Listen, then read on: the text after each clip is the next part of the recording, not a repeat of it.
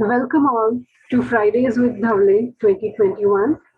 I am Dr. Vaishali Joshi, who is going to present my experience today.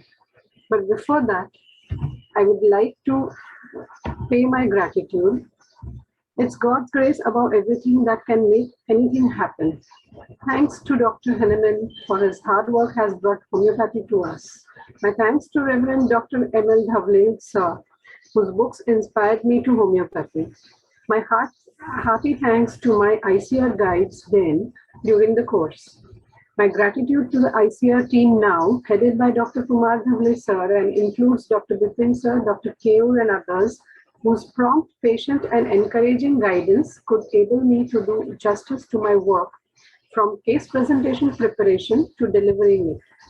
My vote of thanks to Dr. Rajan Shankaran sir, whose kingdom approach concept and reference books became helpful to me in this case. My hearty thanks to all my friends and my colleagues from HHF and TOS who remain constant source of learning and encouragement towards my positive progressive journey. So I proceed towards my presentation, which is dedicated to Dr. M.L. Dhawale sir. Exploring the unexpected remedy. Discovering and exploring new avenues of materia medica through a holistic approach. The aims and objectives of the session are realizing the limitations of shortcut prescribing, understanding the value of patience while working with the patient to erect a totality, discovering the role of repertorization in helping to overcome prejudice and opening up new avenues for study of materia medica. Exploring the lesser-known mental makeup of a remedy through a patient's life experience. Evolving a concrete understanding of various aspects of a remedy through applicable rubrics. And learning the value of continuous learning through case presentation. So, introduction. A 25 years old beautiful young lady consulted me for intense paralyzing abdominal dysmenorrhea since menarche for the first time in 2012. She had tried many doctors and medicines with no relief. Short case taking led to sepia to start with and not much relief. She randomly took treatment 2-3 times after that till 2013. 4 revisions led to Magnure, MacFirst, Lachesis as per the information received from time to time. Every prescription appeared to produce a little change and it was back to square one, calling for another remedy. She gave up thinking nothing would ever happen to her suffering. Patient consulted me in 2015 again.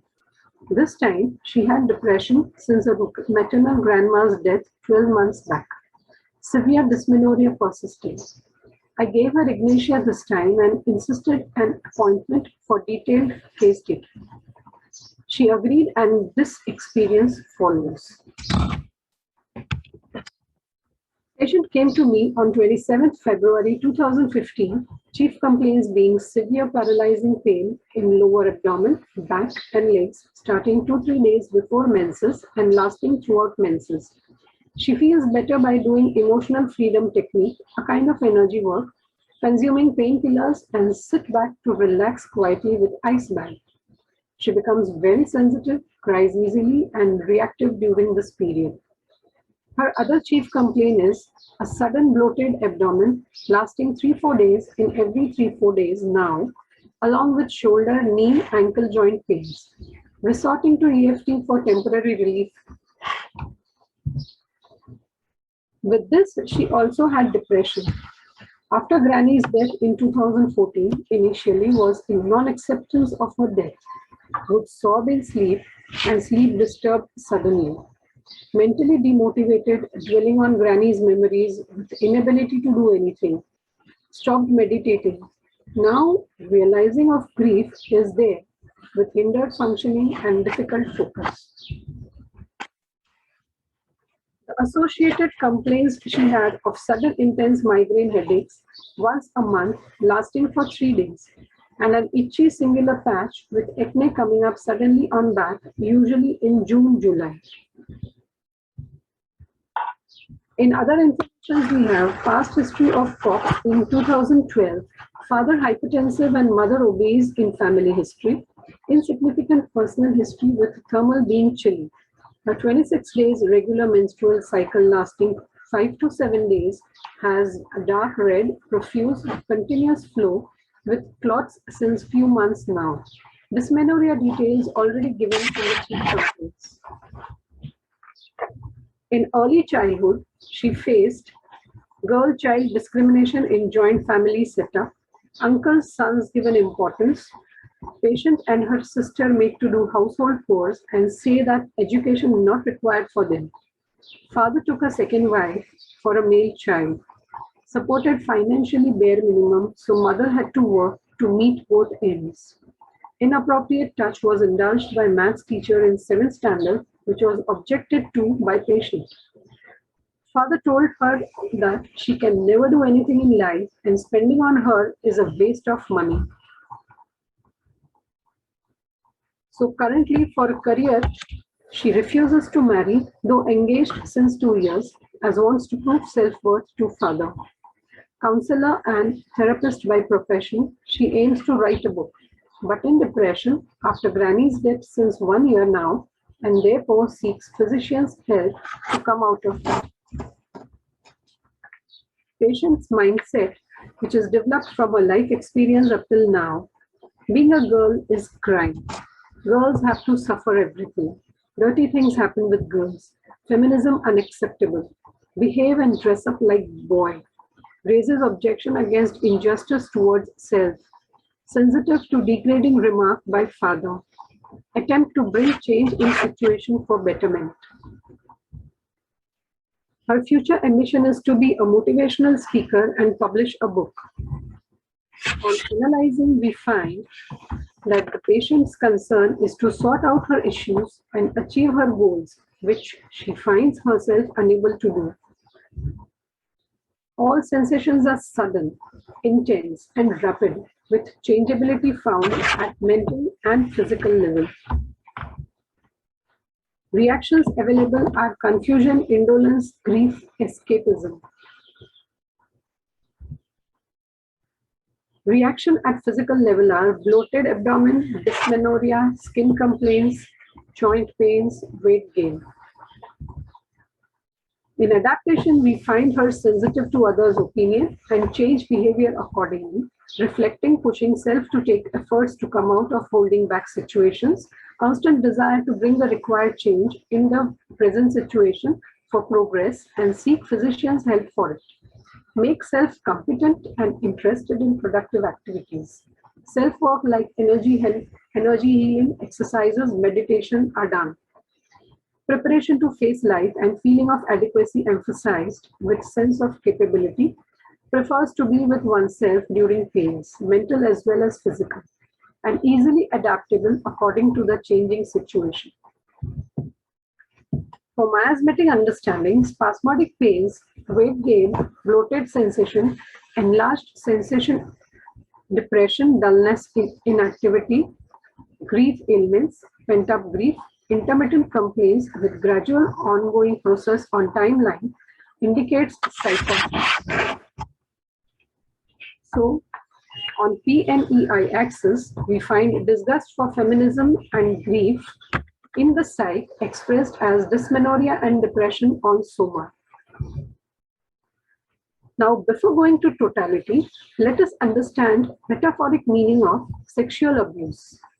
Here, which is through gender discrimination.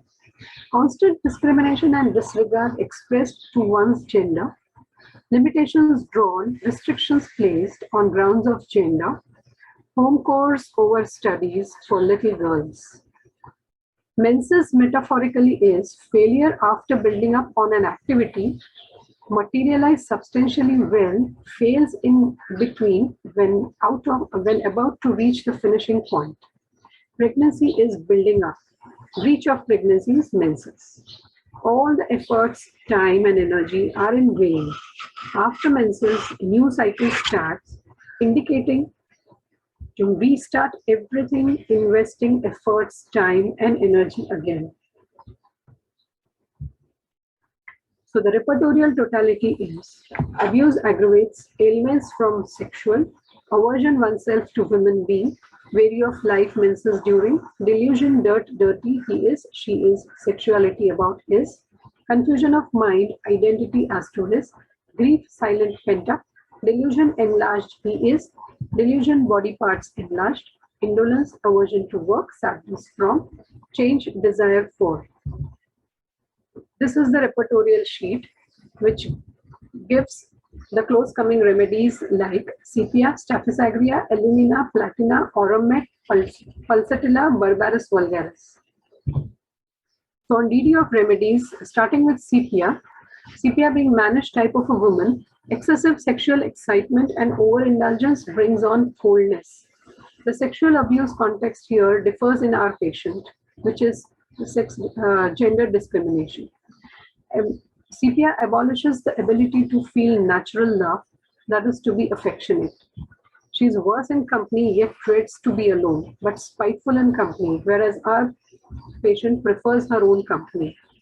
Staphysagria is close to our patient in ambition. Staphysagria is very ambitious and conscious about her own honor, whereas our patient is there to prove her self-worth. Ailments from honor wounded, ill effects of anger and insults, violent outbursts of passion, always angry, want of self-control, increased sexual involvement, onanism. Illumina is close in the context of confusion with the patient. Illumina affects the intellect, judgment is disturbed, mental sluggishness, stupefaction of intellect, lack of identity and individuality, hurriedly get away from conflict, hoping for betterment, can't tolerate pressure, especially time pressure, disintegrates if pushed to faster pace and fall prey to abuse and exploitation. Illumina patient is very sad, constantly sad. After menses, exhausted in body and mind is a strong feature of illumina. The confusion in our patient is out of bewilderness. Going to platina, which is pride and overestimate of oneself, represents the women's mind perverted. The context coming closer to our patient is of sexual abuse, where platina has a great excitement of sexual passion in both genders. This sexual passion becomes the reason of sexual abuse by others and also by self. Aurum, again, which has those similar expressions of depression, but the basic core is different. There is self-reproach, self-criticism, things had neglected something, her friends, her duty, indolence, aversion to work, sadness from. Also, depression is very intense, hopeless kind, where there is no return, whereas our patient is hopeful from life. Pulsatilla is again a yielding lachrymose for want of affection, manipulative and religious. Yielding to get the affection or fear to lose the affection. Strong sexual desire with religiousness and fanaticism. The context of pulsatilla close to our patient is in sexual abuse and depression. But pulsatilla misuses and misapplies the scriptures to his own detriment. In depression, it has silent peevishness with inward grief, manipulates situation to her favor, do everything to get love and affection. Now, my understanding of Barbarus from source books is the disgust of being a woman, which is derived from the available rubrics. There is pent-up grief, which leads to indolence. Periodicity, where efforts alternate with indolence at the mental level. Can't take failures. The menses metaphorically does not remain longer in this state. Rapid changeability with periodicity. Change for betterment. Ample hard work put by patient. Theme is capability through industry. So the source books say that in all the affairs of her innermost life, she is a drudge, full of twinging pains in all of her nerves, says Dr. Kent. Remarkable melancholy and disinclination to speak, which she can in no way overcome, with quiet, not thoughtful, sensual longing, Dr. Allen. He further adds, indifferent, depressed mood, with slight interest in the outer world, disinclination to work and confusion. Phatak has to say that mental labor requiring close thinking is very difficult, Apathetic, indifferent objects seem twice as large as natural. Whereas George Mithilkas says that Barbarus vulgaris individual is usually reflective, serious, and prefers his own company to that of others. They are sensitive to what others think and feel and thus change their behavior accordingly. So, according to Dr. Rajan, Barbarus belonging to plant kingdom has high sensitivity, easily affected by situations and stimulus. Problems outside affect them internally. Confusion, dullness, prostration of mind, confusion of identity, confusion from interruption. Keywords are sudden and intense change. He further adds, the organs affected are uterus, urinary bladder, kidney, gallbladder. So the remedy given was Barbarus vulgaris. Now, as we find complete psych and soma correspondence, high sensitivity, characteristic symptoms, high reactivity and vitality with no serious pathologies. So the first follow-up after 2 months in April 2015 is as follows in before and after comparison in patient's words. Before, mentally frustrated, helpless feeling. After medication, accepting my feminism. Earlier, ghin hoti thi, disgusted feeling. Why girls should suffer this? It gave me a dirty feeling. Would not touch my pad earlier, but I did it this time. I used to tell, I don't want this periods. I want to get operated. But now situation is in comfort zone. No complaints there for 2 days, but manageable. Given up on taking any treatment earlier, but want to maintain continuity of my treatment.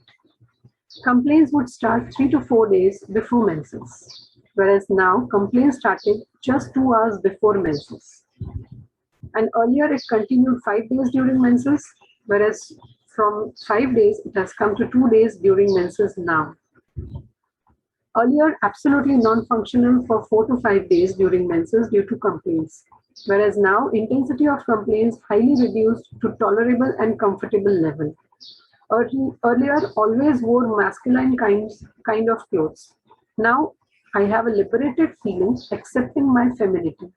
Tried dresses which I never used to look at. I found yellow as a girlish color. I wear jeans since childhood. But this time I bought a yellow suit which I never wear otherwise. Hate pink color, even spots or tinges not tolerated.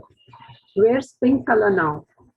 Refused to marry earlier, but happily married after that in 2018. So evolution of the remedy is in correspondence to the patient's psyche closely. Infrequent repetitions were given after 2 or 3 months, subsequently till 2016. On 30th 1st, 2017, Barbarus vulgaris 200 given as stock to use SOS in case of intolerable pain, if ever. After 30th 1st, 2017, received her wedding card and invitation in 2018. So my learning, importance of complete case taking, understanding the various aspects of sexual abuse, learning finer aspects of a less explored remedy from patients' experience, strengthening the understanding further with applicable rubrics, importance of repertorization and exploration of remedy, and lastly, homeopath fails, but homeopathy does not. Thank you all.